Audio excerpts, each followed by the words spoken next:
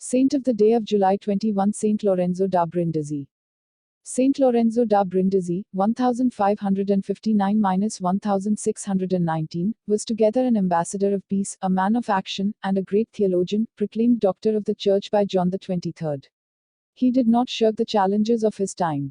He even went to the battlefield, where he spiritually led Christian troops to the liberation of the Hungarian city of Albarel, Czechoslovakia, then occupied by Muslims. Baptized with the name of Julius Caesar, he lost his father in childhood, killed in a raid by the Turks on Apulian soil. During his early adolescence he had also lost his mother. Now devoid of his closest affections, he studied in his hometown with the conventual Franciscans, who, according to the Institute's custom, made him preach as a child in special celebrations. He then moved to Venice with an uncle who was a priest. When he was 15 and a half, he donned the habit of the Capuchins and took the name Brother Lorenzo. He studied philosophy, logic and theology. He showed great talent in languages and a profound knowledge of the Holy Scriptures, which he learned in Hebrew, Greek and Latin. Protestantism was by then widespread in Europe, and the saint, ordained a priest at the age of 23, used his solid training to refute heresies, especially those of Lutheran origin. At that time the whole church was in ferment to follow up the Tridentine decrees. The many commitments arising from the tasks gradually entrusted to him within the order led him to establish houses in Graz, Madrid, Munich, Prague, Vienna, as well as taking care of the sick and especially plague victims.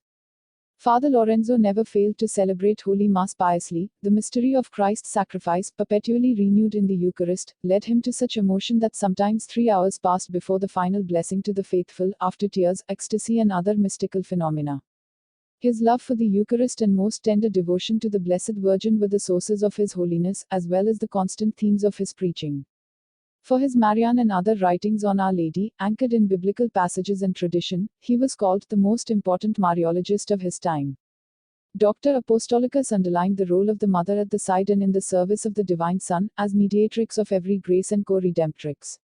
How can we imagine a star in the firmament or a sun without the power to communicate its light? He wrote, meditating on the Virgin, the full of grace, filled with all bliss, which consist in the possession and enjoyment of all good and, to a great extent, in communicating the same good to others. While the Austro-Ottoman War, 1593–1606, was underway on the soil of the Danube region of Europe, Pope Clement VIII and the Emperor Rudolf II asked for Lorenzo's help. The aim was to convince the German princes to unite against the Turks, who years after the defeat of Lepanto continued their expansionist plans on the old continent. In 1600 Sultan Mehmed III, notorious for having his 16 brothers killed, had declared that he would turn the altar of St. Peter's into a trough for his horses. The saint not only engaged in preaching during the crusade but also asked to be one of the chaplains dedicated to the spiritual assistance of the soldiers.